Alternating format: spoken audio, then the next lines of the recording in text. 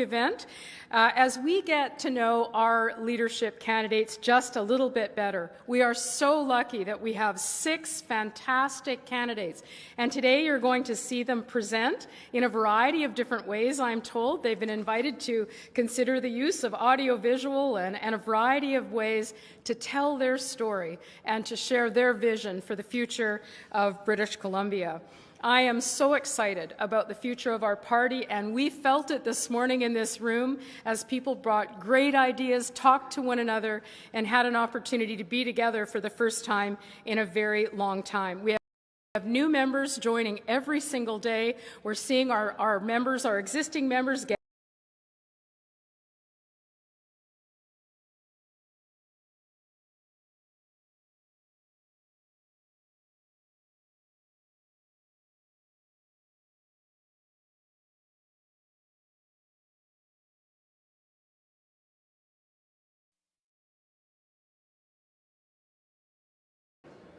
Ladies and gentlemen, we are live for Leadership 2022.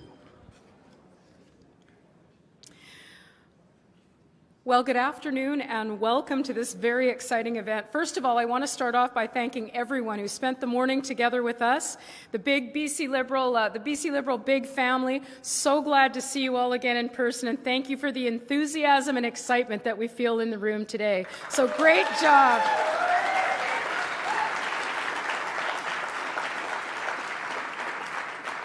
We are very pleased to be able to welcome those of you joining us on this Facebook event as we get to know our leadership candidates just a little bit better. We are so lucky that we have 6 fantastic candidates, and today you're going to see them present in a variety of different ways. I'm told they've been invited to consider the use of audiovisual and a variety of ways to tell their story and to share their vision for the future of British Columbia. I am so excited about the future of our party, and we felt it this morning in this room as people brought great ideas, talked to one another, and had an opportunity to be together for the first time in a very long time. We have new members joining every single day. We're seeing our members, our existing members, get engaged. And I just want to remind you that the deadline to become a new member of the BC Liberal Party is December the 17th. So if you are not a member and you want to join, you can visit bclib.ca/join. I do want to recognize, before we turn the stage over to our fantastic candidates, that we are on the traditional territory of the Musqueam, Squamish, and Tsleil-Waututh First Nation. So we're in for an exciting afternoon. We look forward to those of you joining us from across the province, and I know that you'll give each and every candidate a very warm welcome as they share their vision for the future of our party. Enjoy the afternoon.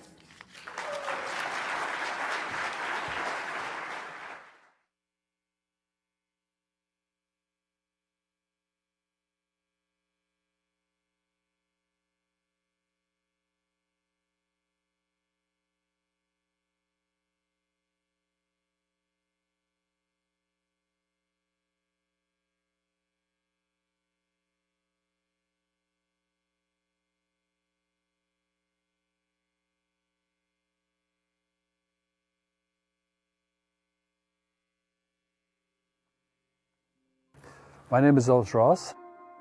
I'm an Aboriginal born on reserve in Kitimat Village, BC. Initially, when I got into politics, I let my name stand at nomination because I thought I could take some of my council's resources and help my basketball teams that I was coaching, men's, women's, girls, boys, only to find out that my band was one of the poorest bands on the west coast of BC. We had no money. And so that opened up my world to what governance was all about. I had to think outside the box to help people that truly needed help. So I kind of grew into the role. I come from a tough background, but with hard work and with some dedication and sacrifice, myself and my wife carved out good lives for ourselves. And now our children are actually on a better path. So I always keep that back in my mind that the general population, not all of us are educated or well off. It helps when leaders understand this. So when I became a leader of my community, I decided to actually work as hard as I could to bring opportunity first for my community, but then I realized that the region needed opportunity. And so it kind of went hand in hand. That led me to the MLA's position, where I thought that the failure of LNG in BC was something I could fix, I could help. And so I resigned as chief councillor and got elected as MLA twice. In my learning curve, in terms of looking at society as well as our economy, there's one thing I noticed. Through the toughest times, the well-educated people do okay. They're fine, they can survive. But the people that need a helping hand, suffer the most. And so I'm all for the economy for a strong province, strong communities. But I've always thought about those people that need an extra hand. And that's what I try to do by creating the opportunity so that somebody can walk through the door to that opportunity. I think I'd bring a different perspective. As British Columbians, considering where we're going in the next 10, 20, 30 years, we've got to put aside our politics and we've got to rethink where our future lies. Because if we don't, we're in for some dark times. And more importantly, our kids will be in for dark times. And I don't want that to happen. We're in a unique position right now to consider the leadership of a party that knows how to develop an economy. And I'd like to take the skills and expertise of BC Liberals and take that to the next level. The past 4 years, I've been listening to British Columbians and BC Liberals saying that we need change. The BC Liberals have to change. I might add that as British Columbia as a province, we need change. And I am that change. I'm Ellis Ross, and I'm running to be the leader of the BC Liberals. Please visit our website, ellisrossforbc.ca, for more information and, more importantly, to learn how to sign up as a BC Liberal member so you can vote for me on February 5th, 2022.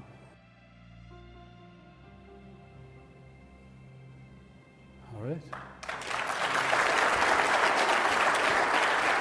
Hey guys.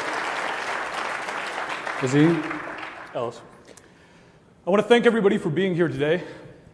Events, gatherings like these of politically interested people are what keep our system together. Our democracy, which we cherish, which Ellis, you of all people especially know, is so important to us in British Columbia and in Canada. So thank you all. Ellis, I'm honored to be up here on stage with you today. Thanks, My name is Azim. I'm the Director of Communications for Ellis's campaign, and what a journey it's been. Thank you. Likewise. So, Ellis is a very humble guy, and there's some things that he won't say about himself, so I've got to say them for him.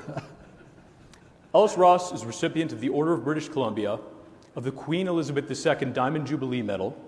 He's been named one of the most influential, important people in British Columbia by several magazines.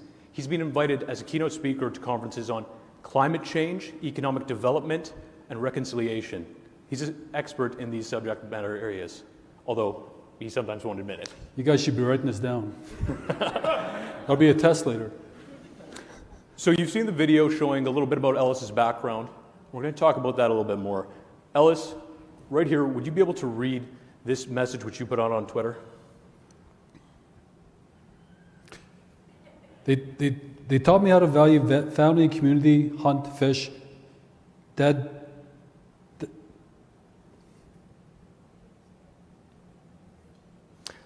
No. I know it's close to you. Dad wanted me to stand up for those who couldn't. Mom taught me to provide. They both went to residential school and didn't complain about their lot in life, and we miss them terribly. And your parents did come from a different place, from Reserve, and so did you. Those are the values they instilled in you, and it's what you were brought up with. Why do you think those values and your lived experiences make you the right person to lead the BC Liberal Party? Well, because I'm grassroots. When you're talking about grassroots, you're talking about people all over BC, just regular people that really want to just actually make their way through life. They want to prosper, not only for themselves, but for their families, for their kids and their grandkids. That's the kind of values and the principles that I've actually employed throughout all my political career.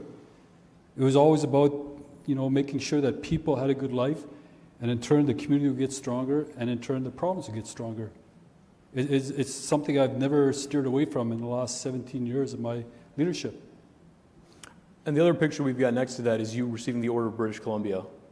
Could you speak to a little bit of why you received the order and the work that you did? Well, that was actually bestowed on me by Christy Clark. that's actually where I truly started to understand what it was like to have a working relationship with a party that had the same values that I was trying to achieve for my communities and my region. And mainly what it was is our cooperation with the BC Liberals in terms of trying to get LNG across the finish line, getting the first ever forest and range agreement signed in 2006, as well as some mining projects, and on and on and on. It's actually why I joined the BC Liberals in 2017, because I wanted to help the BC Liberals get LNG as well as some other projects. So I think the BC Liberals actually aligned with my values more than any other party.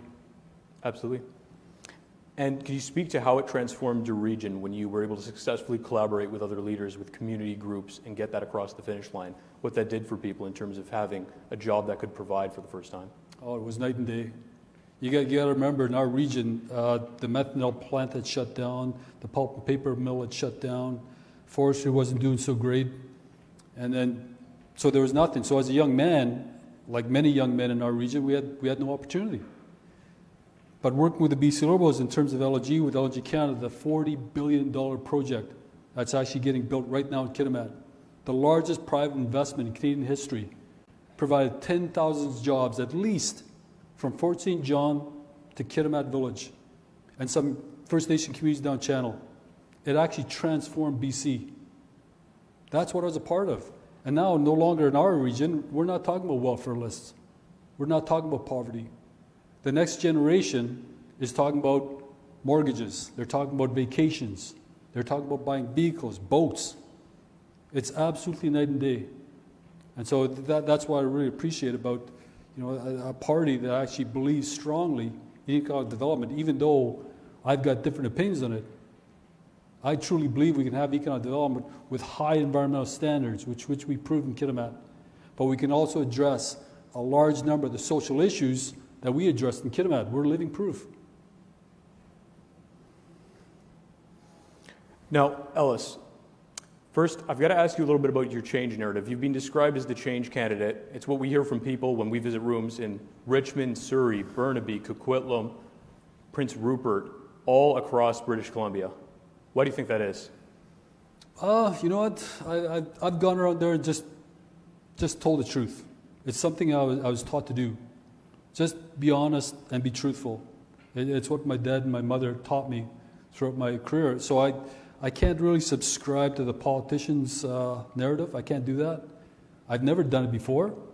I've actually gone out and told people what I'm going to do. I give them updates, and then I told them the results of it, whether it was successful or not. It's actually provides so much success, and I think that's what people are looking for. People that we go around all around BC, Richmond, Surrey, Fort St. John, Cranbrook, they're tired of politics. They're tired of the politician's narrative. They're tired of the false promises. And given the fork in the road that we're at right now, I think it's more important than ever to steer away from politics, especially division politics, because we got a choice to make. We either go down this dark road of COVID and everything that entails, including the societal impacts, as well as the economic impacts, or we pick another road. And this is why I think that people all over the place, from Richmond to Surrey to Cranbrook to Fort St. John, that's why people are actually aligning with us and joining up to our campaign. And Ellis, when we talk about the old way of doing politics, one of the things that we hear leadership campaigns doing a lot is making promises to other politicians and promises to organizers on the ground. How do you feel about that? Have you been doing that on your campaign? No, and it is something that I've learned over the years as a leader not to do it. I'm just running on the principle that I can offer a different brand of leadership. That's all I'm doing, and I take that back from the previous 17 years of experience in terms of people wanting to make promises to other parties or campaigns or promises I can't keep. I can't do that. I got to be realistic. It actually, not only does it speak to leadership, it actually speaks to good governance. And everything that entails good governance, that's where I think we got to be heading as BC, even for the short term. Because like the video said, we're in for some dark times if we don't get this ship under control. This is the party to do it, and I've done it before, I can do it again. And in the Lower Mainland, we're packing out rooms all across the Lower Mainland. What are the people saying to you? Why do you think they're so receptive to you and what you're saying? Well, basically just going out there and telling them exactly what I'm just telling you right now. In fact, if you think about what they've done in Richmond, it took a while for them to warm up to me, but I've been invited back 5 times. Different people every time. And different people every time. They're bringing in groups to come and meet us. Surrey, we've been out there 4 times. Each time it's a different group that comes in. It's gotten to the point now where when I walk into a temple in Surrey, for example, people are saying hi to me in the lobby. They actually got me up to dance, very poorly I might add, at Diwali, and when I tried to quit, they dragged me back on the floor to do some more dancing. But it comes down to what's resonating. It's listening. I mean, thinking about the people in Surrey, for example, we know they want a hospital and school, but did you know they want recreational facilities for their young people to steer them away from the crime, the life of crime? Did we know that there's communities there that want to build senior homes? We got to get back to listening. We got to get back in those church basements where there's only 3 people showing up. We got to get back in the restaurants where only 6 or 7 people showing up and just talk. We don't have to have the 700 people at a function. And it can't be just when we want something out of these communities. If the demographic has been changing so much and the politics have been changing so much all across BC, we got to get in there and understand the new issues. The old formula for the BC Liberals worked. It did work. It's a good foundation. But we got to build on it because we haven't changed with the times. That's what I'm proposing, and I think that's why so many people are signing on to our campaign. And here we've got a slide, and it's showing the level of engagement we're getting through our Facebook page. And as we can see, it's more than the BC Liberal Party and all the other campaigns combined. Alice, why do you think your message of change that can win is resonating with British Columbians at such a high level? I think it speaks to 2 things. Number one, it speaks to technology. And I've been doing social media for the better part of 15 years. When Facebook came around, I actually latched onto it because I was told if you don't get onto social media, it'll be like the people that ignored telephones and computers. So I've been doing it. And by the way, when you look at these numbers, I have not boosted any of these numbers. I have not paid for any of these numbers to be boosted. This is natural. Some of the videos I put out there in the last 10 years are reaching 500,000 views because the message is simple, but the platform is something of the future. This is only going to get bigger, not only in terms of social media, but the technology. And this is where we're lacking in BC. And in the BC Liberal Party. And the BC Liberal Party. I mean, I know this from the inside out. And so Facebook, WhatsApp, those are all good platforms, but there's more coming down. There's Instagram, for example. TikTok. There's more coming down. There's other ethnic social media platforms that the BC Liberals have to acknowledge and they have to accept. It's a different world out there, and the younger generation is living in it. We've got to reach into technology, not only for the betterment of BC's future, but for the sake of reaching out to those British Columbians that don't know about us because we're not taking advantage of social media platforms. I got one last question for you, Ellis, before we wrap up today. What does change that can win mean to you? And why are you the change candidate? I think change that can win is actually doing what I'm doing right now. Going out there and talking to British Columbians. And you know what? We've got to win in 2024 if we want to turn around this province. What we're seeing right now in terms of high taxes, high debt, high deficit, high interest on that debt, that's a check that's going to have to be cashed by our kids and our grandkids. That's not right. We've got to turn this around. That's why I'm proposing change. Not only for the BC Liberals, but British Columbia as a whole. All right, well, thank you everybody here in this room for taking the time to listen to us today. Ellis, thank you so much for having me with you on stage. I appreciate it.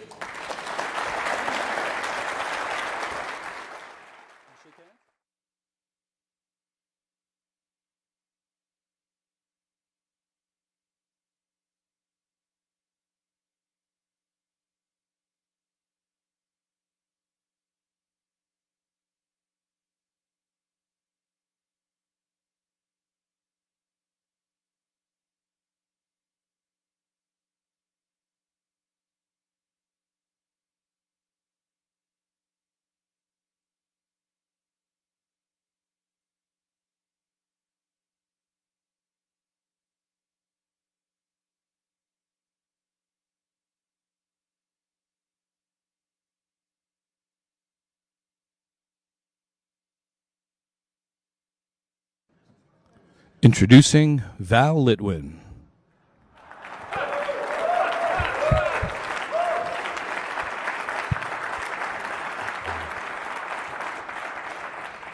Amazing. I didn't realize someone was going to introduce me. Fabulous. It's great to be here. I actually have to say it's a miracle my pants match my jacket because we had a power outage this morning and I was literally changing in the dark in my bedroom saying to my wife, can you turn on the light on your iPhone?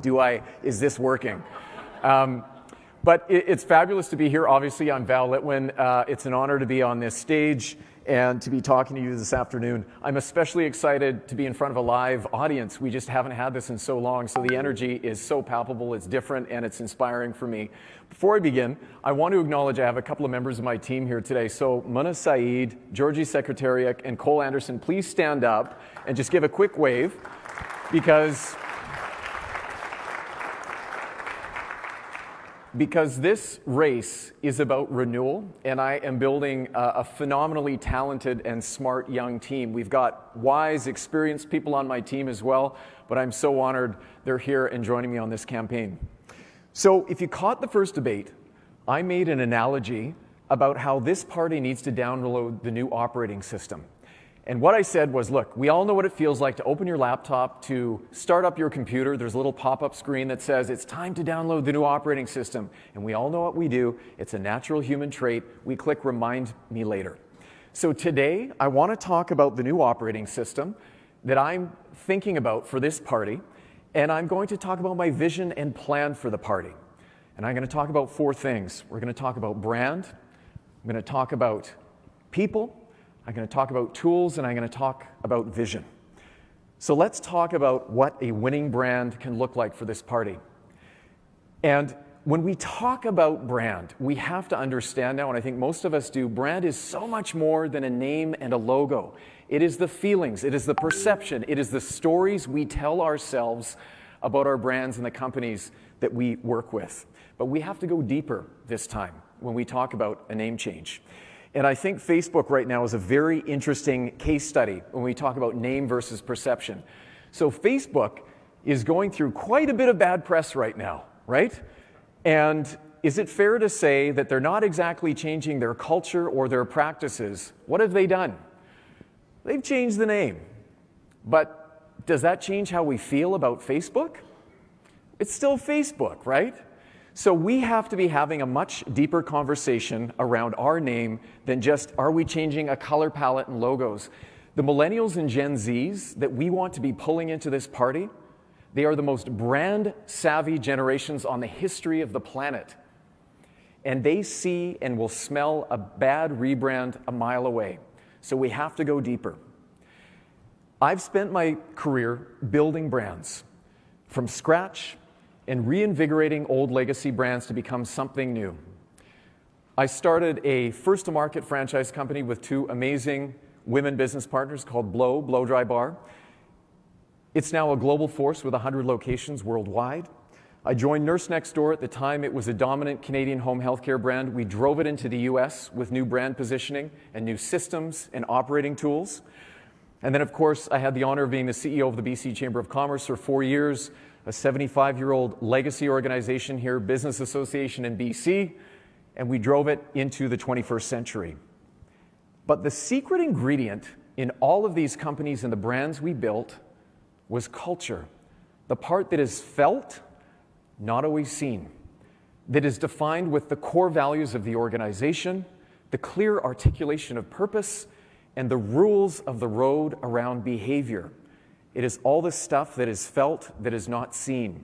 And I'll tell you what, we created accountable cultures. And accountable cultures attract talent, they attract diversity, and they navigate difficult waters much better than brands that don't figure that culture piece out. So let me tell you what my commitment is when it comes to the brand. We are going to run a fast, fair, and inclusive process to talk about our core values and our new priority set before we talk about a new name. We're going to make sure the drink inside the can, we figure it out before the artwork on the outside. Let's talk about people. We are a broad coalition of conservatives and liberals. Where else do you see a gathering like this in a room? especially a political party. Come on, it's incredible. But we know that the secret ingredient in that is that we were not and have never been ideological. We have been evidence-based. We have focused on smart policy. And I am so proud of our history. The builders and the visionaries that we have had put this province together.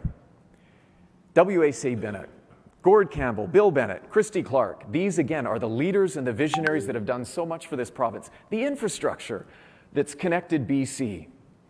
The carbon tax in 2008, we led the world. And then, of course, an entire LNG export industry that has positioned us for great opportunity and prosperity moving forward. So I want to take our legacy and I want to move us into what comes next. And I want to be really clear about something. For me, renewal is not revolution. It is tapping into the wisdom and the experience we have in this room and embracing what comes next. We're going to build on the past and we're going to embrace what comes next. The new voices we were talking about today, the 61% of the population in BC that is now under the age of 40, we need to pull them in and have a different conversation with them. Young women, young students, young families, these are the people we need to power the party moving forward. Now, we unintentionally sent signals in 2020, and again this week, that maybe some groups aren't welcome in this party. But I know that is not true. And we fix this by demonstrating we hear, see, and honor those groups. And I know we do, but it's about the behavior and what we show in community.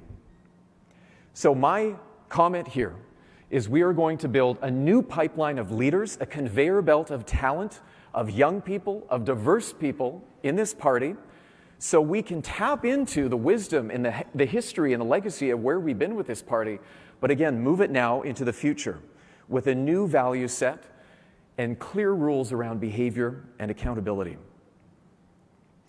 By the way, when it comes to opportunity in our legacy, it's important for me to say, I know that the NDP can't do what this party has done. I know it because I've seen it. I was appointed to the Premier's Economic Recovery Task Force at the beginning of the pandemic, and we convened every week for 90 minutes with the Premier. By the way, this is not to show that I'm friends with the Premier. This is just me bringing the data and the evidence of how we need to be changing course in BC from a policy perspective. But we would convene once a week on that Economic Recovery Task Force, and you know the one thing we never spoke about? Economic recovery. So we are the party to figure this out. Now I want to talk a little bit about the tools. The landscape has changed. We need to get to where voters are going to be in 2024. As leader, my number one responsibility would be to serve you. We have riding presidents in this room, and if this is the webcam, and hopefully you're watching from home, Shirley, did you do a roll call to make sure everyone is on paying attention at home? So I spent my time as a leader in two of the strongest, most impactful franchise systems in Canada, Nurse Next Door and Blow Dry Bar. Let me tell you something about franchise systems. The best franchise systems in the world understand their success is based on the power and capability of the grassroots. So my job as leader of the party would be to equip you with the most modern tools to do your job at the local level, to feed your intelligence and insight into the heart of the party, because that is what will make us win. When I think about some of the new tools, I was excited to see some of them on the screen today during the financial update, but look, automated fundraising tools, event templates, automated call-outs so we can be engaging with people, a data platform that allows you to understand so we don't have to be bringing in pollsters and spending our hard-earned fundraise cash, where we can be tapping into real-time, the grassroots, find out what's keeping them up at night and how we have to be pivoting our message.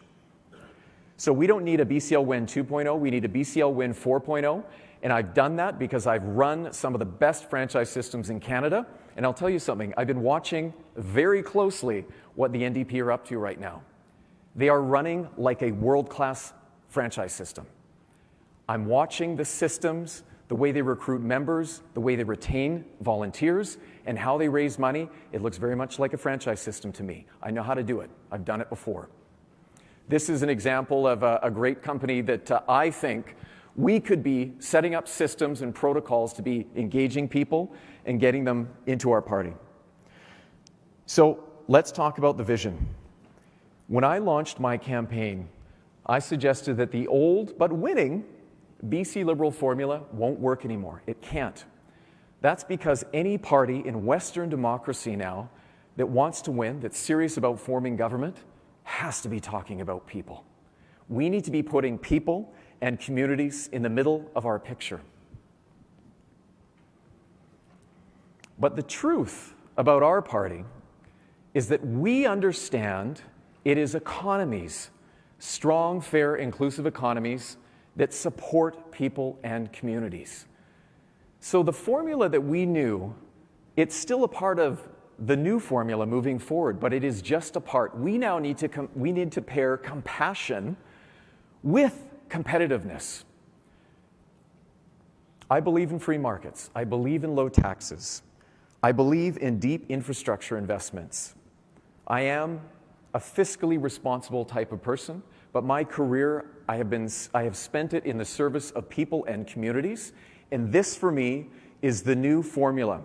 I talked briefly about what we did at the BC Chamber, and I want to tell just a quick story about when I joined the organization. We had two problems, and these may sound very familiar to you. We were struggling with relevance, and we were struggling with revenue. So what did we do? We leveraged our historical strength, the fact that we had the biggest business membership in British Columbia, almost 40,000 members. We did a great partnership with a BC-based technology company called Vision Critical, and we literally put all the thoughts and feelings of our membership into the cloud, into a cloud-based insight community. And it transformed how we started talking to the grassroots. It gave us an edge. When we went to government, we said, this is literally what is on the minds of our members. We went from being an old boys business advocacy association to a modern evidence-based organization that was driving deep impact. And at its fullest expression, this partnership, we were briefing the PMO every 2 weeks with the data out of our platform, driving deep change. We were amplifying local community voices. I think we could be that party as well, a tech-enabled party that understands what's happening at the grassroots in real time, and I think it will open incredible new doors for us as a party. And you know, we actually did some great work with the members of the BC Liberal Caucus during the pandemic. Many of you will recall, we were hearing from the small, medium-sized enterprise community around BC that the temporary layoff provision, without it being extended, was going to cause thousands of small businesses in BC to become insolvent, and probably they'd have to lay off their teams, tens of thousands of jobs we were going to lose. Together, the BC Chamber with other organizations, our data platform, this party, we pushed for the extension of the temporary layoff provision twice, and I think we saved thousands of jobs. This is the kind of work we can keep doing to look after people and communities. That's my vision for what the party can look like, and this new formula, I think, is what will win in 2024. But just being in this room, feeling the energy today, hearing the conversations, great, there's the strategy. But I want this party, and I want the people in the room, this room, especially the young people, I want them to be putting their affiliation with this party on their LinkedIn profile because they're so proud of the work they do with this party. I want them talking about it in job interviews. I want to keep making lifelong friendships like the kind Shirley has been talking about today. Let's keep being that party as we embrace what comes next. So I actually thought, I keep looking at my notes, I thought I knew how I was going to end today, but being here with all you in the room, I just want to speak from the heart. It is a real honor to be on this stage because it's my first time being on this stage. And I know many caucus members and leaders in this race have been on this stage many times, so it's an honor to be here for the first time. It is also an honor to be presenting something that I think is different to this party. And I think if we embrace this new formula, competitiveness meets compassion, I think we can win in 2024. I think if this party elects someone new to lead it, we will send a signal, a very clear signal, that this party has renewed in earnest. I think we will win in 2024 if we have a leader who has an experience in their career around business, but who has the energy to take us into the next chapter. And I think we will win in 2024 if we elect a leader who has spent as much time in business as they have serving and supporting those local communities. So I'm Val Litwin. There's a QR code on the screen there. Please feel free to scan it. If you want to join my team, learn more, I would love you to join the push to become the next leader of the BC Liberal Party. It's been an honor to be here today. Thank you so much.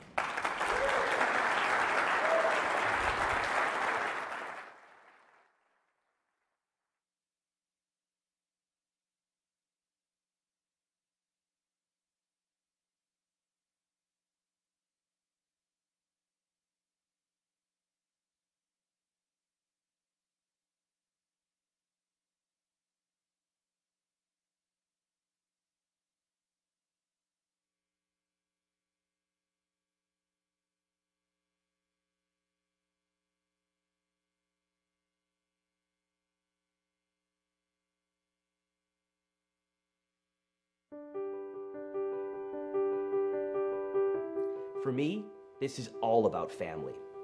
It's about making sure my kids have a future full of opportunity right here in BC. But it's bigger than that. It's about believing that we can make BC better for people and families, no matter where they live. I know the struggles that young people and families are facing right now. The struggle to afford a home, to build a business, to find childcare.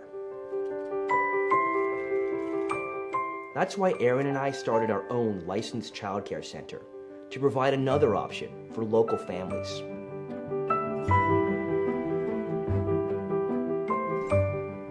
It's been a tough year for all of us. As we move from pandemic response to economic recovery, our party needs a leader who will bring people together and bring back hope. I'm running to lead the BC Liberal Party because I believe it's time to restore the promise of a better BC for all of us, for people and families who are struggling, and for entrepreneurs and investors choosing whether to build something exciting right here in BC or go somewhere else. Our party needs renewal of energy and ideas. We should be proud of our great leaders and what we've accomplished in the past. But now, we need to look to the future. That means a committed new leader who will welcome a new generation of voters into our party, while also recognizing those who got us here. I will bring new energy, new ideas, and new leadership to instill confidence for BC's next generation so they can build the future we all want for our children and grandchildren. I'm running to lead the BC Liberal Party because I believe in a better BC for people and families. I'm asking for your support, and I'm asking you to believe.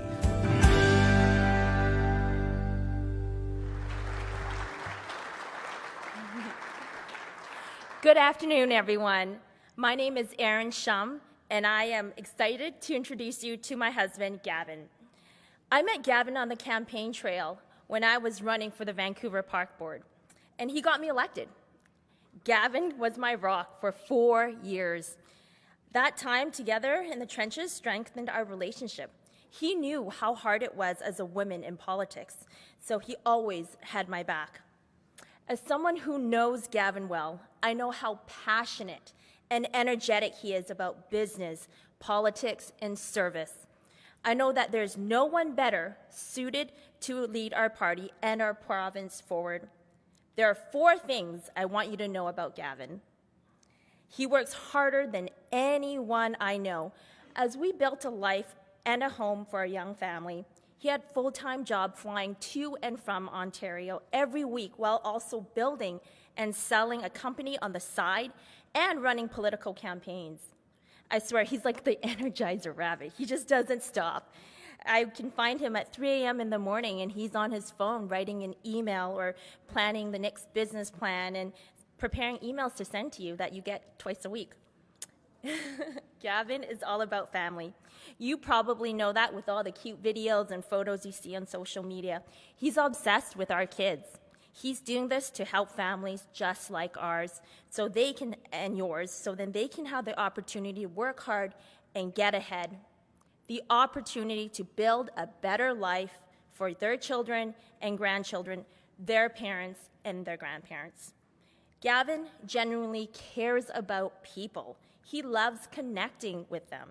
People talk about politicians you'll have a beer with. Well, Gavin wants to talk to you. He literally wants to have a conversation with everyone.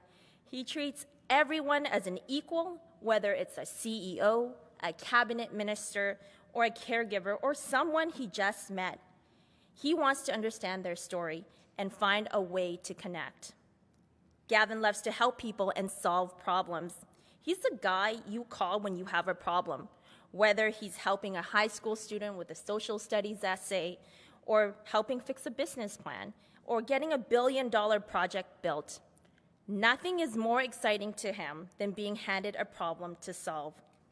Our party has a big challenge ahead: to rebuild. We need a committed, energetic leader who will do the hard work and solve the tough problems. We need someone who cares about people and really connects with them. And we need someone who can move our party forward and win the 2024 election. So ladies and gentlemen, please welcome my husband, Abby and Evan's dad, the next leader of the BC Liberal Party, Gavin Dew.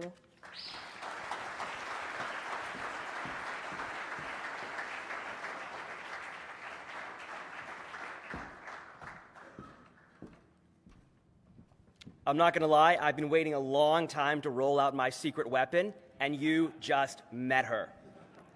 It's a 2-for-1 deal, folks. You can cast up to 6 votes, but 1 vote gets you 2 campaigners that'll get out there in the trenches with mud on their boots and win the next election.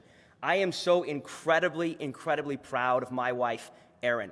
I'm proud of her as a mother.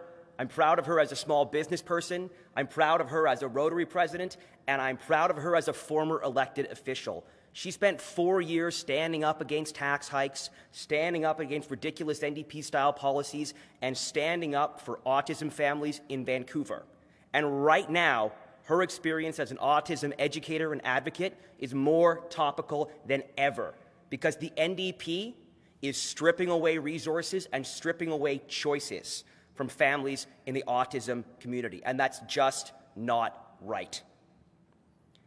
My experience working with Erin and helping and supporting her in her political career as a young woman in politics drove home for me the importance of culture in a political organization. On my campaign, culture was the first conversation we ever had before we made an org chart or raised a nickel. We knew we wanted to put people and families back at the heart of our party. And you see that in our policies, you see that in our messaging, you see that in all of those cute family photos that I'm sending you guys all the time, because we are, and we must be seen to be, the party of families. I want to pick up on what Mama Bear, Shirley Bond, said earlier. Our party is a political family. All of us are knit together, whether we've known each other well for decades or whether we've never met. We're knit together by common experiences in the trenches of politics. Door knocking in the rain, Burma shaving in the rain, putting up signs also in the rain. Sometimes it's even sunny. We're all knit together by that common experience we know, which is election night, when you're waiting with bated breath for the thrill of victory or the agony of defeat, or when you're waiting those extra 2 weeks nervously, like landslide Jordan Sturdy, to know 60 votes one way or another. Trust is made in trenches. Political families are made in trenches. Culture, our culture, is made in trenches. I'm so thankful for the experiences I've had in politics and in this party. I met my wife on the campaign trail. When we got married, all 6 of my groomsmen were people I'd met in my time in politics. I'm so thankful for the new family I've been making on this campaign, for my sassy little sister, Jazz Badesha, Now, when I was thinking about whether I was going to run, I talked to Jazz, and she gave me some tough love. She said, Gavin, you've been telling young people they need to get up there, they need to run, and we need to renew in politics. You've been saying that for 10 years. What kind of beeping hypocrite would you be if you didn't put your name in the hat right now, when now more than ever our party needs generational renewal? Thank you, Jazz, for that tough love. It's not the easy stuff that bonds us together. It's not just the wins. It's the tough stuff.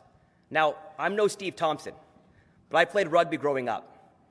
And Steve, I don't know if you're like me, but my favorite rugby was always mud rugby. Those rainy days when it's cold as heck and the fields are covered in mud puddles, and you have a choice. You can either shiver and surrender, or you can get out there, tackle somebody into a mud puddle, get your heart rate up, and get into the fight. That's the choice. And I don't see a lot of surrender in this room today.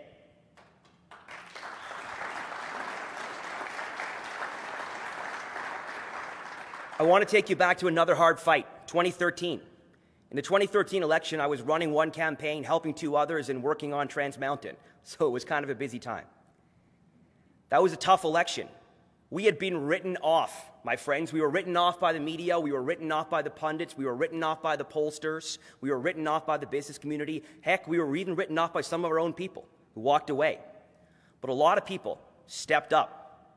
We got a ton of great new candidates, people like Todd Stone, Greg Kylo, Corley Oakes, Suzanne Anton. I could name them, but I'd run out of time. We got a lot of new people, and what did they do? They stepped up, and a spirit of defiance filled them, and they went the extra mile. And what I heard time and again when I spoke to people during that election was there might be an NDP government, but we need a strong local MLA to stand up to the NDP. And when the votes were counted, we formed an opposition so strong that it was a new government. We formed a new government with more than 20 new MLAs, and our party had a new lease on life. Those of us who were there in 2013 or in other tough elections know that it is the tough times in the trenches that bond us together as a political family. Trust is made in trenches. Political families are made in trenches, and culture is made in those trenches with mud on our boots. We need a new leader who has been in those trenches, who is not afraid to work as hard or harder than anyone that they will ask to work for them and to work for our party. We need someone who is not afraid to lead from the front, and we need someone who is not afraid to get in the fight, because we have a tough fight ahead to defeat the NDP in 2024. We need to build on the trust we have as a family in order to get through the hard conversations that this leadership are all about. Who are we? Where do we go from here? What is our culture? We've had some hard conversations this week. We need to be unafraid to gather around the family table and have conversations about our culture and to make sure that it is welcoming. Because when new people like Val Litwin think about marrying into our party, they want to know what culture they're marrying into. We need to make sure that we are extending a warm welcome and bringing people into our party, because we have no choice but to grow our family if we want to win the next election. And the way we do that is literally families. We are facing a totally different electoral landscape in the next election. We will see a significant shift of representation from rural to urban. We need to win those young, multicultural, suburban families that look a lot like my family. We need to defend rural representation, but we must go on the offense in urban and suburban British Columbia in order to win the next election. To do that, we need a leader who can connect us with the next generation of families and the next generation of business, community, and political leaders. We need a committed leader who has been in the trenches, who has fire in their belly, and who is ready, willing, and able to take the fight to the NDP. But it's more than just one person. We need all of us, all of the leadership candidates, all of you in this room, all of the people who are watching online. We need our whole family united. I was thinking this morning, Our last convention was 3 years and a few days ago, right here in this room. It's been 3 years since we've gathered as a family.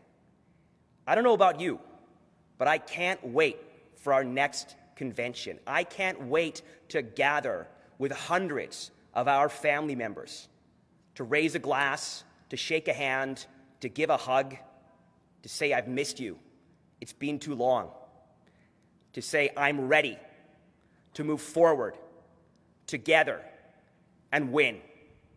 Thank you.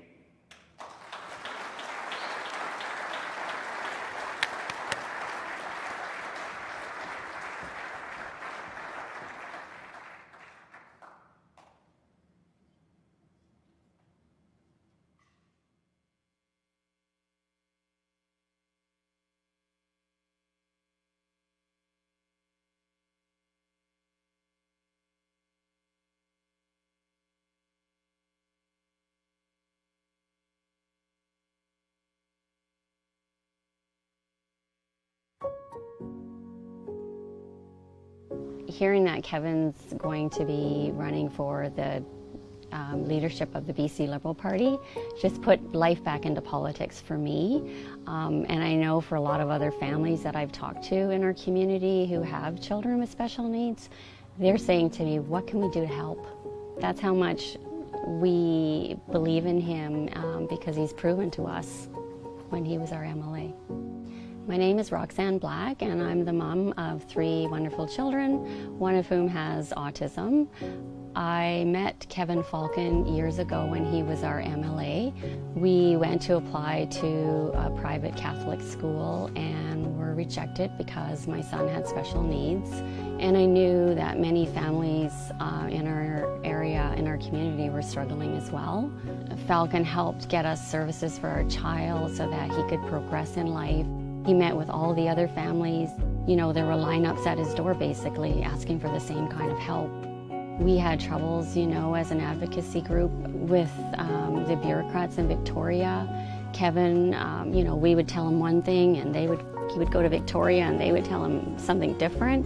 And so Falcon said, I'm going to put you all in the same room and get to the bottom of this. And he did. And there's no other politician all across the country in a position of power that I personally dealt with that ever cared as much as Kevin Falcon. You know, Kevin is definitely a business savvy guy, but I'm here to say that this person, this human, has such a heart.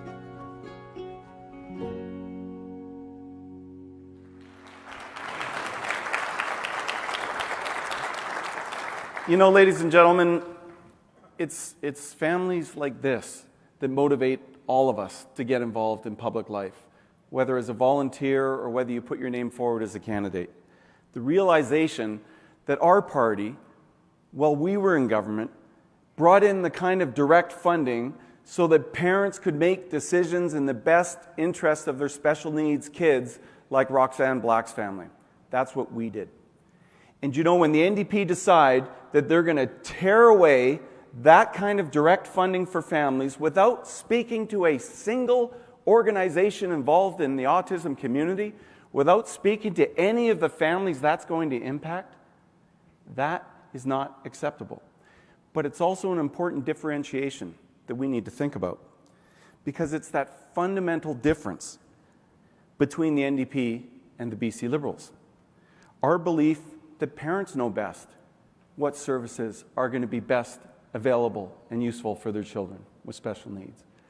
And the NDP approach that says government knows best, because that's what the NDP does. And I just want to tell you that that is one of the reasons why I'm getting back into politics, because those principles really matter.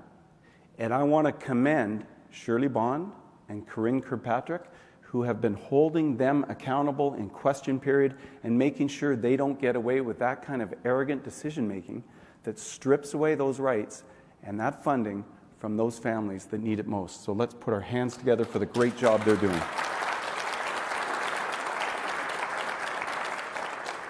The need for leadership, for inclusion, for compassion, and results still matters.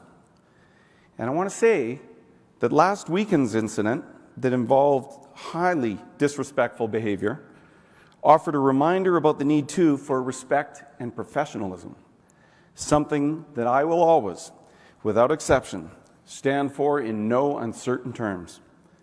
And that's why I took action to understand what happened, and once I had the facts, I immediately severed the relationship with the offending individual. And I've been very clear about something from the very, very start. I will have zero tolerance for this kind of behavior, and the party and government, should I have the opportunity to lead it, will also have zero tolerance. But in fact, I'm excited to lead a party that stands for the kind of inclusion and respect, and for attracting the kind of people who will share those values. It's why I've built a campaign team that brings about different perspectives that inform us to be better. It's why I'm so proud to have 2 campaign co-chairs, highly accomplished women like Diane Watts and Puneet Sander, that provide that kind of direction and focus. It's why my 2 youth co-chairs, Samantha and Alexandra, make me so proud of the next generation of leaders that are going to build our province and our future. And it's why my Women's Advisory Council, who I can tell you, always keep us focused on the big vision and the big picture about how we can be so much better going forward. Because to bring the best our party has to offer forward is how we're going to beat the NDP in 2024. And the best of our party means appreciating the unique contributions of all of the leadership campaigns and some of the great ideas that are coming out of each of those campaigns. The best of the party means that we emerge stronger from this leadership race, ready to work together as the amazing team that we all represent. And the best of this party means standing for principles and embracing diversity, because that's who we are as a party. But let's be honest about something. We can do all that and we could still fail in 2024. Our ideals are important, that's who we are, but we need to be more than that. Today, we are getting out-fundraised by the NDP. We're getting out-organized, in some cases, by the NDP. And we've got to stop buying into the NDP narrative about our party record in government, folks. Because let me tell you this, I've traveled to every part of this province in the last 6 months, and I can't see anything the NDP's done in any part of this province. But I'll tell you what they have done. They've canceled some really great projects that would have been really nice to see right here in the Lower Mainland. The Massey Tunnel decision is probably the epically dumbest decision I have ever seen since I've been involved in government. Can you imagine? Todd Stone and the BC Liberals had a 10-lane bridge that would have been open next summer, designed for rapid transit, that would have connected the Bridgetown SkyTrain station all the way to South Surrey. It would have had 10 beautiful lanes that would have helped traffic get back and forth in one of the most congested corridors in the Lower Mainland. And what did the NDP do? They say, no, that's no good. We'll go to an 8-lane tunnel. 2 of the lanes for buses, which means you get 3 lanes in each direction. In other words, no change from what we have today. The difference is it's just going to take 8 years longer and cost $2 billion more. Or they'll say, gosh, we're going to replace the Batalo Bridge. And I can tell you, folks in Surrey say, hey, that's great. So glad to see that finally happening. But when they find out they're going to spend $2 billion to give the same 4 lanes that we've had since 1938, they say that isn't working for us. But that's the NDP, folks. And I'm telling you right now that for us to get ahead, for us to win, we got to make sure that we are going to out-fundraise them, we are going to out-hustle them, and we are going to have a better vision for going forward in British Columbia. That's how we're going to build our support. That's how we're going to build our momentum, the strength of our ideas. Because I want you to know this, for 12 years, I represented exactly the kind of riding in Surrey that we need to hold to win government in British Columbia. And my riding of Surrey-Cloverdale, which I used to win by some of the largest margins in the province, is now held by the NDP. And I want it back. And in fact, I want them all back. All the ones right through the Fraser Valley, right out to the Hope Corridor. And we're going to win them back. And we're going to win new seats in Richmond and the Tri-Cities. And we're going to win seats in Vancouver because we are going to build momentum. And we're going to have a vision going forward that is going to bring the kind of excitement and support that we need in this party. You know, last night I was in Surrey at a leadership event I held. Over 600 people excited about the possibilities for this party and our future. Excited. The kind of people that we need. I held another event just a few days earlier with some young professionals right here in Vancouver. Young women and men. Diverse, young, excited about the future, knowing that a vision and principles and policies that can bring people together is how we're going to win. Because at the end of the day, experience does matter. I'm here to tell you, folks, it does actually matter. Track record matters too, because a lot of the public are going to say, well, yeah, politicians, they promised all kinds of things. What have they actually done? Well, we're in Vancouver. We can take a real good look at what we've done just here in this city, folks. Whether it's the Canada Line, the Evergreen Line, whether it's the Port Mann Bridge, the Sea to Sky Highway, whether it's hosting one of the greatest Winter Olympics that's ever been held in this country, I'll tell you, we have got a record we can be really proud of. And I have no trouble defending that record. I'm not going to listen to the NDP narrative on that record, and I won't listen to even members of our own team try and talk as if we're dragging an anvil around. That is a record that I'll put up against any government in this country, anytime, anywhere. And know this, it's not just about the past, but we got to be proud of our past. We didn't get everything right. What government does? Who here comes from a business? Anyone involved in business here? Who's never made a mistake? Who's run a perfect business? Nobody. Because that's not reality. What we have to do is have the humility to say when we make mistakes and do better. And we will. And we did. And we'll do that going forward.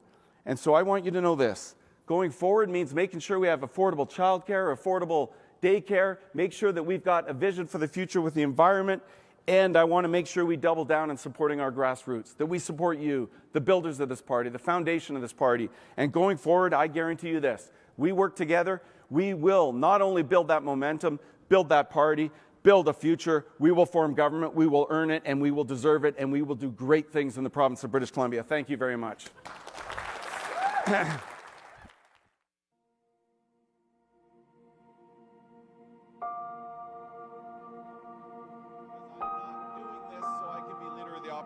Just to be really clear, I'm doing this so I can become the next premier of the province so that we can get back in government and accomplish really great big goals. But we must never lose sight that this is actually the grassroots in politics that's so very important. It is about reaching out and connecting with people so that we slowly build our army. And it takes time. It might be 5 people in a living room, or 10 people in a church basement, or 25 people at Riot Brewing, but this is what we're going to have to do all across the province so that we build up supporters. And hopefully people leave the meeting thinking, I can get on with that program. I'm doing this because I care a lot about this party. But as we go forward, I have an obligation to all of you. And that obligation is to make sure I stitch together a winning coalition. We will always be fiscally responsible because we're thinking about the next generation. And that's why I'm running, because I've got 2 young daughters, 11 and 8, and I'm thinking about that generation, your kids, your grandkids, so that they can grow up knowing that they've got people in government that are thinking beyond the next election. I want to ensure that we are a province and a party that welcomes and embraces diversity. I want to make sure that we are a party that brings in more women, more millennials, more Gen Zs, more young people. I want to make sure everybody feels welcome supporting this party. Over the next few months, I'm going to be talking about what I've talked about since the day I launched. And that is that we need to rebrand, reboot, and re-energize this party. And the way we're going to do that is by making sure that we have big ideas again, that we stand for something. And that's how, in 3.5 years, we will form government.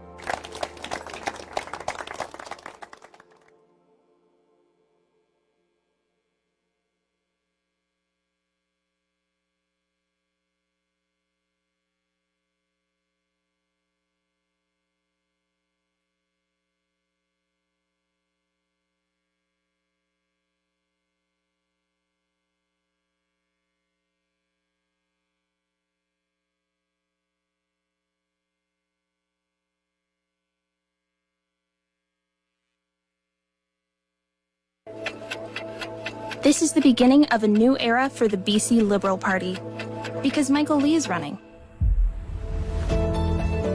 Some people run only when opportunity is there for themselves. Michael is running because he sees a need and an opportunity for all of us. Because he knows real change in our political movement can only come with hard work, commitment, and endurance. He doesn't ask that you go to him, he comes to you and travels all across BC. In your backyards, at your local cafes, at your workplaces, Michael connects. Michael understands and shares the experiences of so many British Columbians. As a father, professional, volunteer, community leader, son of immigrants, and now a candidate for leadership of the BC Liberal Party. He understands communities. He has compassion. He sees the underappreciated and overlooked. He empowers us to come along with him. He respects hard work, individual initiative, and community building. Michael connects us all. Our party needs to be rebuilt around the core values of accountability, community, compassion, integrity, and inclusivity. This is not a top-down exercise with quick fixes. We need to do the hard work all across our province to bring about real change from the ground up. We need to build a party that not only can provide real solutions, but can be trusted to do what is right for a better future for our families. To win the next election, we need to be united, seek reconciliation, and restore trust with everyday British Columbians. Now is the time to create a truly modern BC Liberal Party. Together, your voice makes us stronger. Michael is the leader who will unite our BC Liberal Party and help us win back all of BC in the next election. Let the new era begin.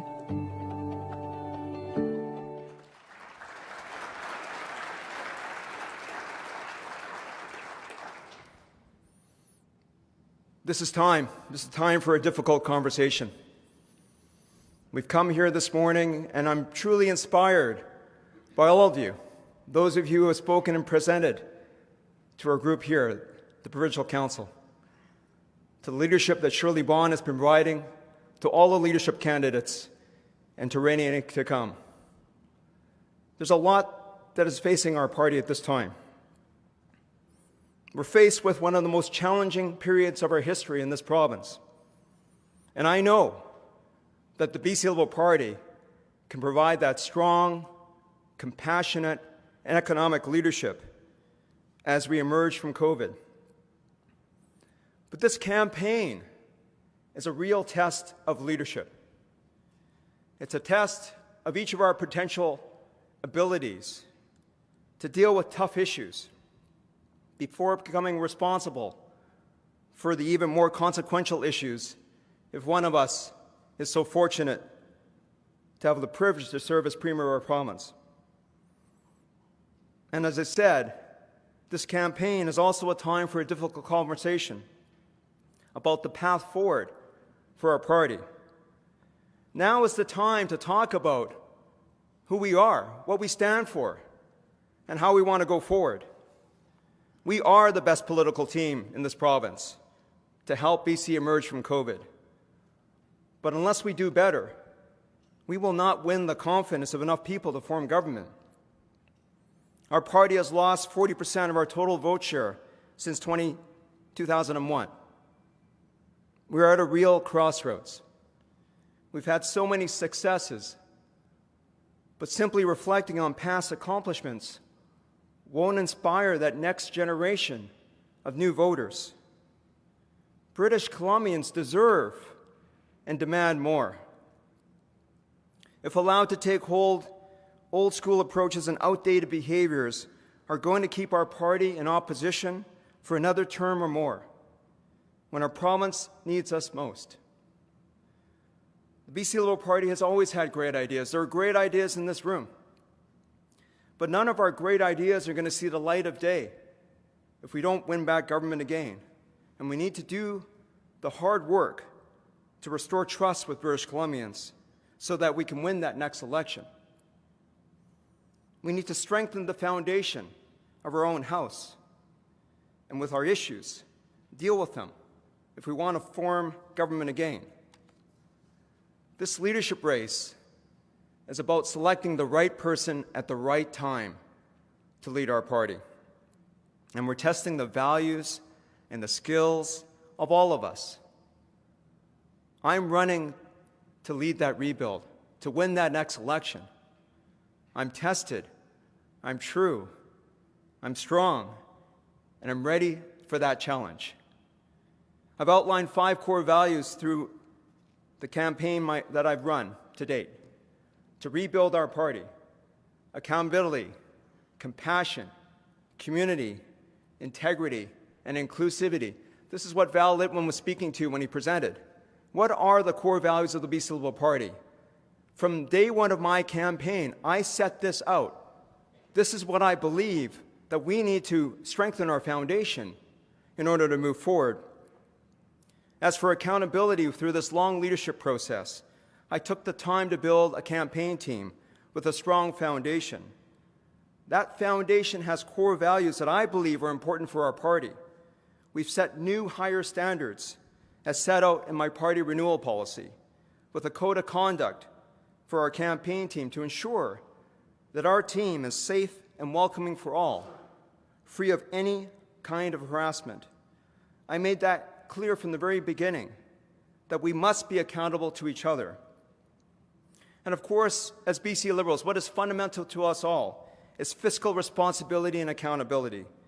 As set out in my government accountability and integrity policy, there must be increased transparency as to where our tax dollars are going, including about reporting about government services versus administration costs.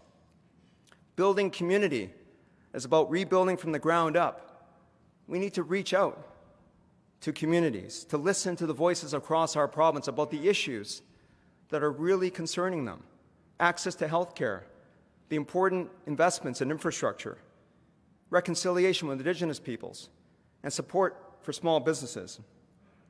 We need to develop candidates who are truly grounded in communities, those who are leaders, as we look forward to the next election.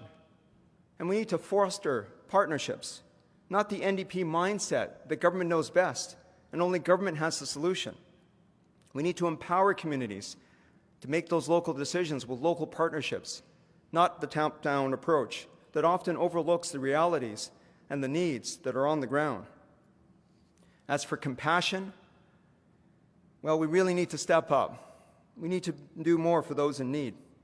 The NDP approach to housing, mental health, addiction, and homelessness is not working. It's high spending, services are poor, and it's mismanaged in their top-down, wasteful, heavy system that is letting everyone down. It's time for the BC Liberals to step up with solutions and to do so with compassion. As for integrity, we need to learn from our mistakes and set new and higher standards for our party. I've made my own leadership accountability pledge, and I'm holding myself to that same higher standard, to walk the talk. Integrity is not something you do once. It's something you do in every decision. It's a demonstrated record of behavior. As for inclusivity, we need to modernize our party so that everyone feels welcome, regardless of your age, your gender, your ethnicity, your sexual orientation, or your religion. Leadership is about calling out intolerance. We must have the courage to call it out when we see it. And that's what I did earlier this fall. I was the candidate who spoke up directly against the hate and intolerance coming into our party through a leadership race with a potential candidate when he was under consideration. I see the silence by those who chose not to take a stand as failed leadership. I applaud Leoc and the party for their decision to reject that candidacy after a thorough review. Staying silent or not being decisive on discrimination and hate cost us riding after riding in the last election. As you may know, campaign staff working for one of the other candidates in this leadership race were recently involved in the harassment of a member of my campaign team.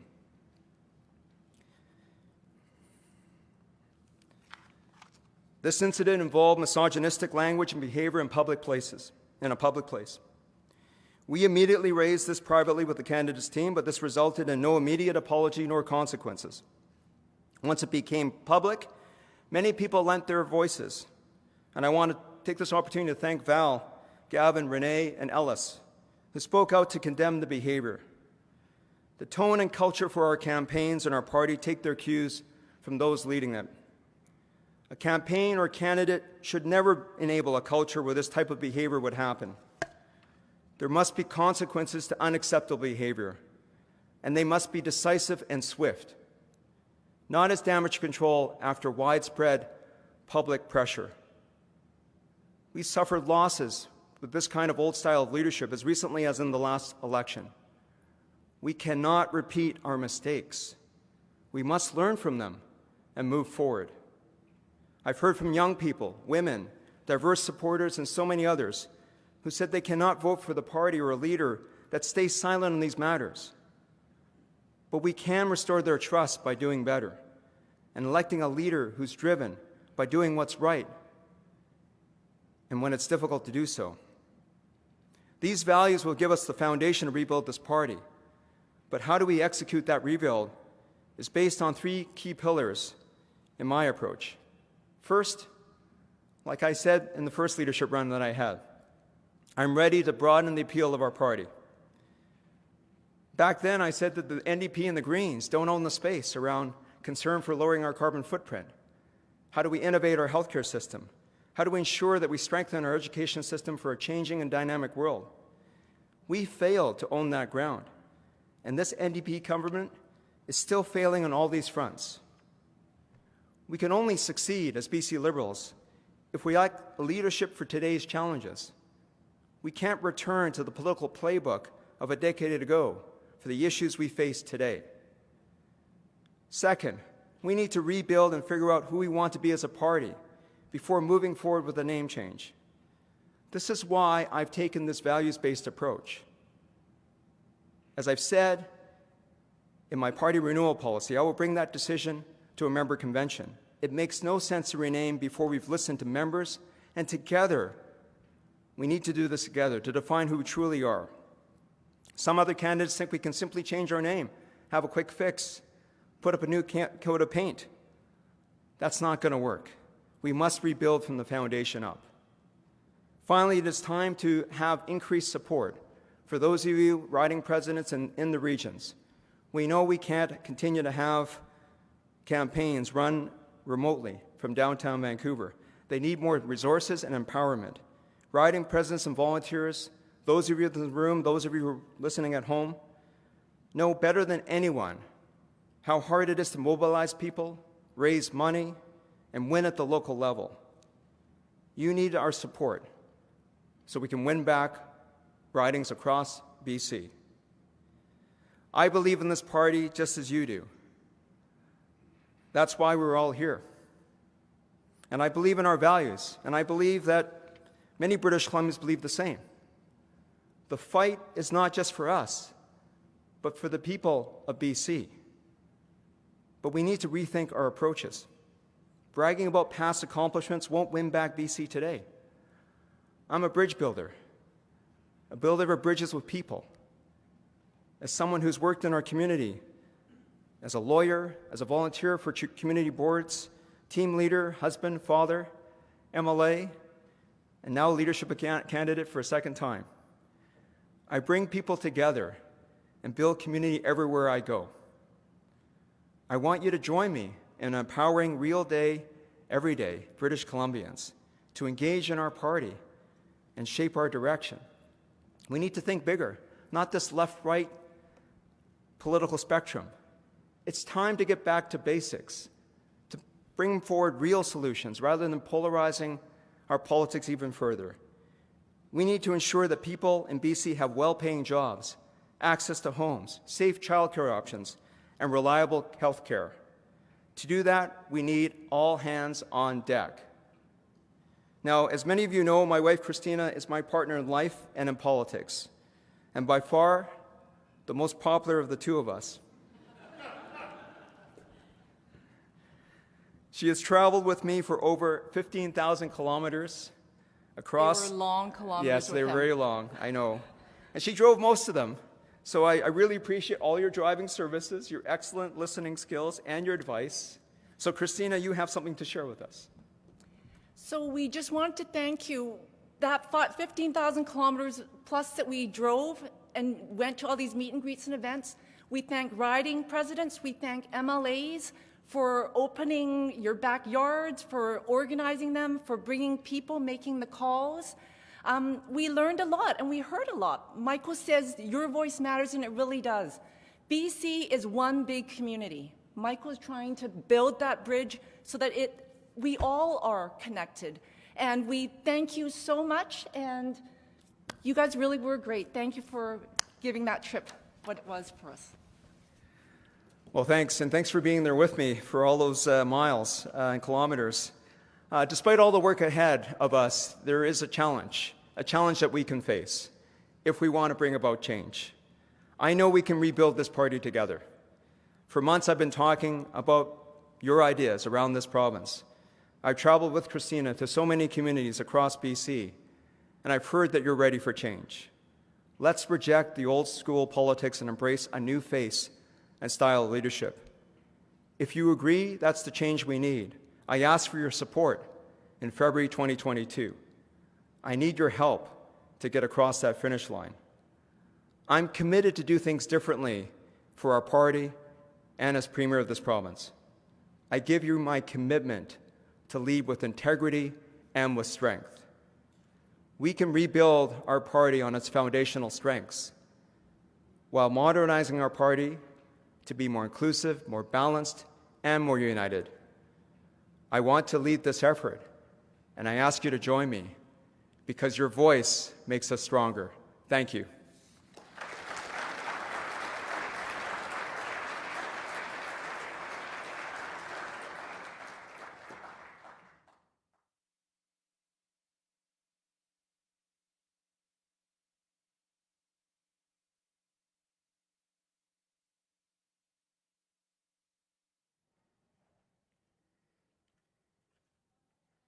No. Taking that second, let's all stand up really quickly because I can see you starting to nod off just a little bit, you know, some yoga, you know.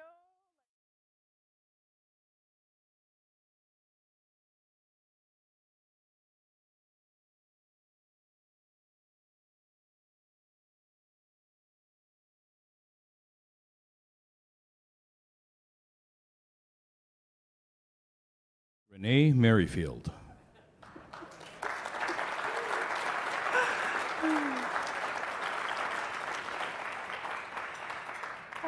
Thank you guys so much. I have to admit, it is a little bit intimidating to go last.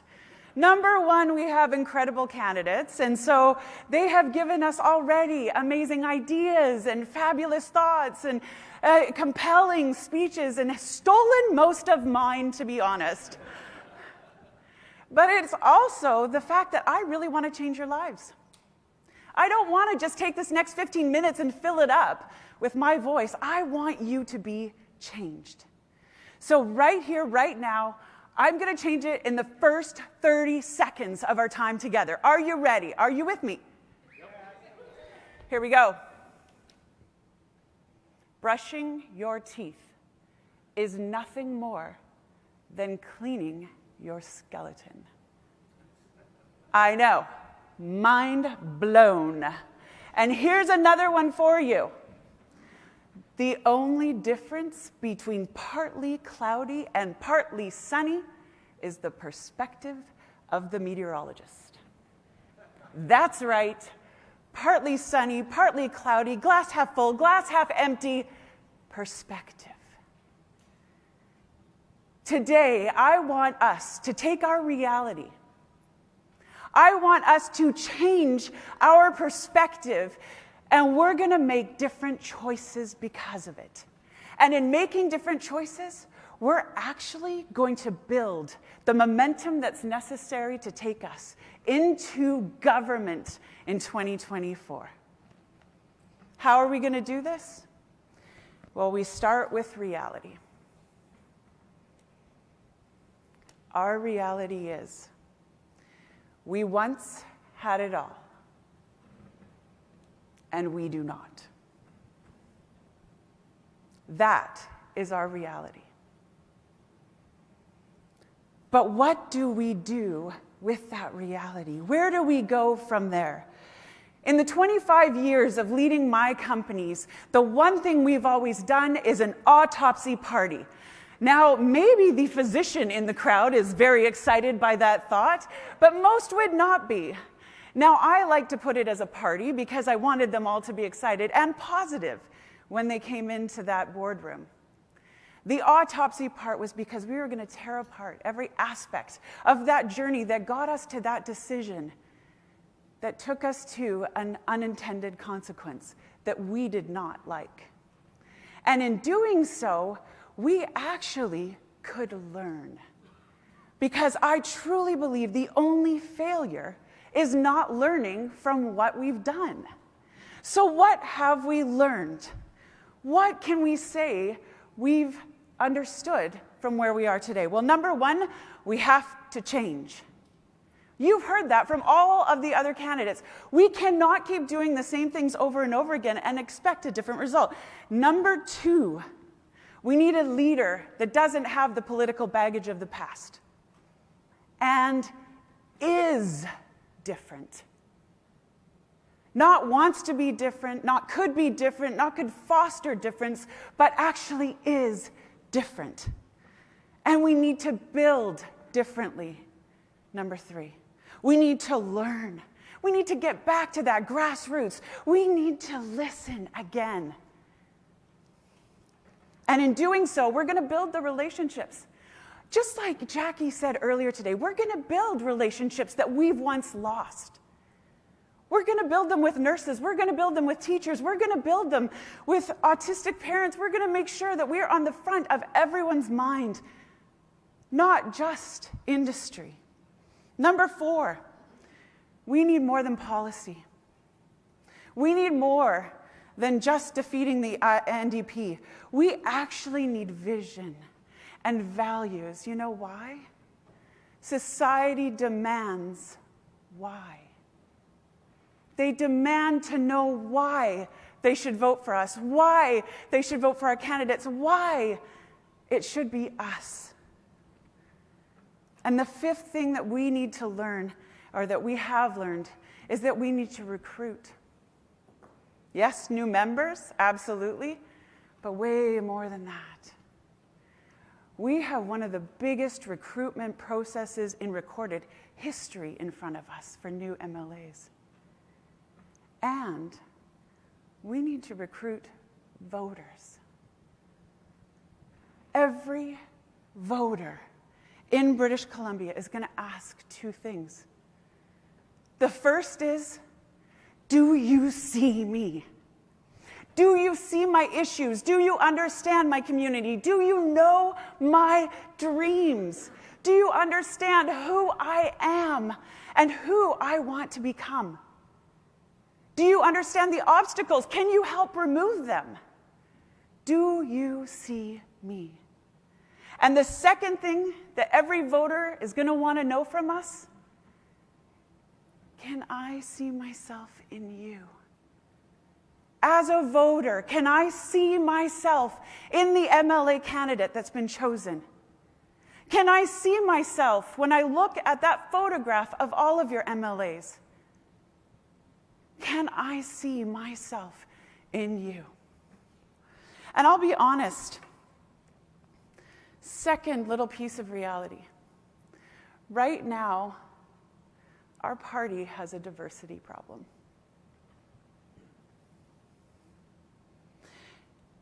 But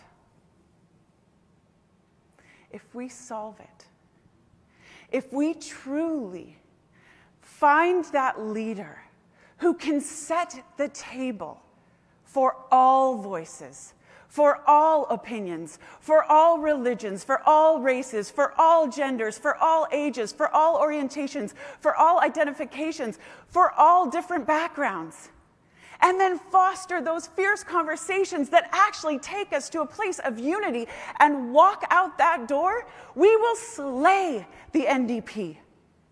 Destroy them. Why? Because they still have 5, no offense to anyone in the room, middle-aged white dudes controlling their entire party. They have a photograph of diversity. They have token diversity, but they don't have it real. And truly, if we get this right, we might become the first political party in Canada, not just BC, to do it. And I will tell you that if we do, every voter in BC will be able to see themselves in us. Because we have listened, we have heard, we have responded, and we are now them, their representative. I've worked for the party for 20 years.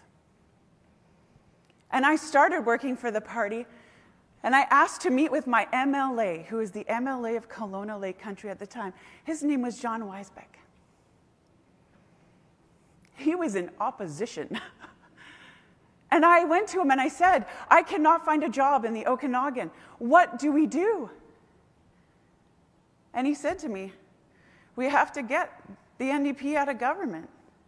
And he graced me with enough time to actually have me understand, as a young 22-year-old, John Weisbeck stood Burma shaving for me in the middle of the snow this last October. And I did get involved with the next campaign, and with Cindy Hawkins. And I have 2 MLAs, or former MLA, current MLA, sitting here that I served on their riding executives. Why?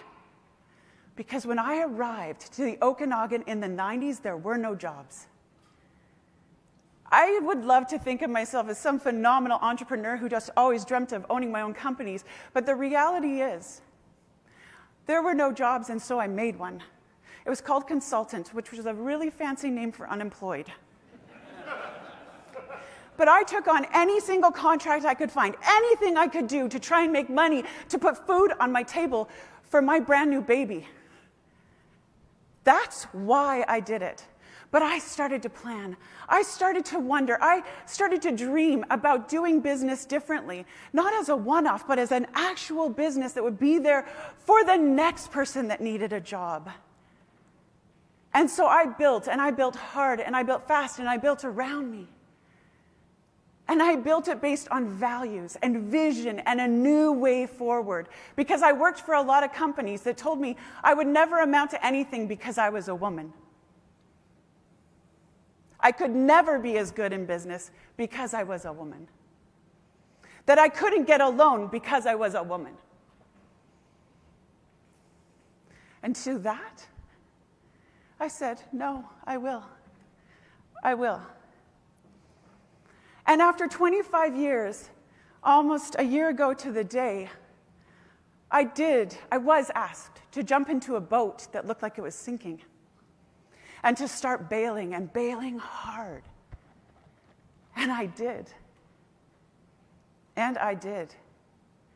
And I was able to do so because of that leadership style that I had possessed, which was to actually empower those around me. My companies are all still going forward without me. They don't require me anymore because I've built teams of people around me. This is not a race to decide the leader. This is a race to decide the style of leadership. And we're either going to choose a leader that has a transactional format, you do for me, I do for you, tit for tat, fear, click, or we choose a leader who will empower those around them, who has strength. So much strength, they're not fearful of anyone else's strength. They'll actually call it forward. I am a transformational leader. I chose to build my entire companies based on transformational leadership. And it is built on a new economy where we can all win There is a win-win to be had, not an old economy where there are winners and losers. And here's my promise. As the leader, I will work for you. I will work insanely hard for you. And you can talk to any one of my previous team members to ask them how hard I work. Yes, I'm gifted with an ability to only sleep 4 hours a night. It was a weird thing. My mom took me to see specialists. I've just never been able to sleep.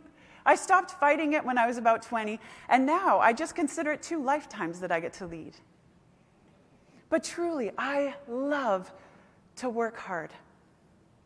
And I'm going to get the training.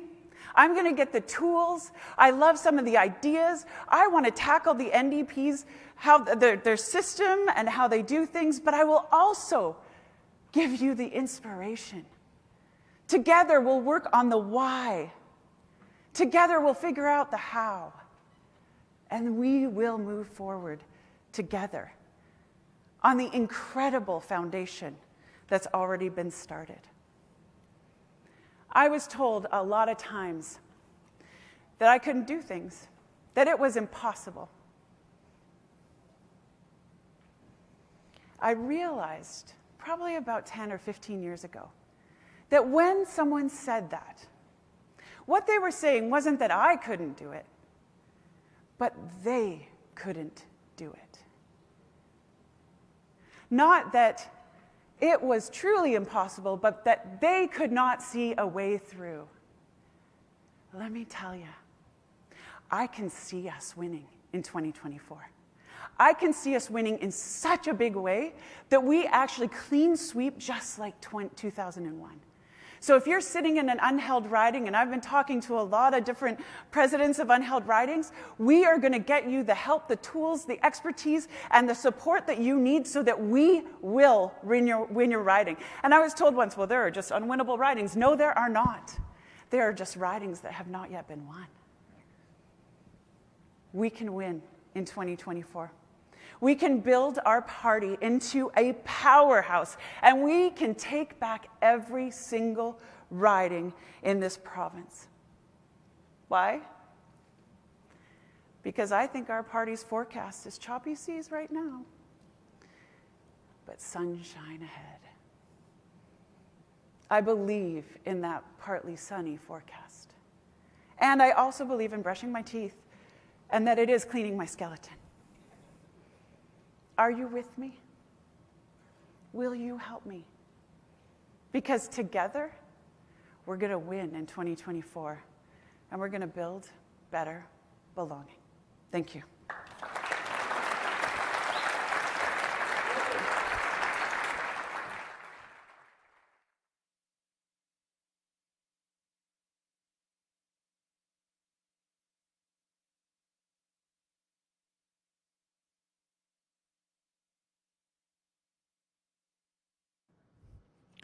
That concludes our leadership highlight.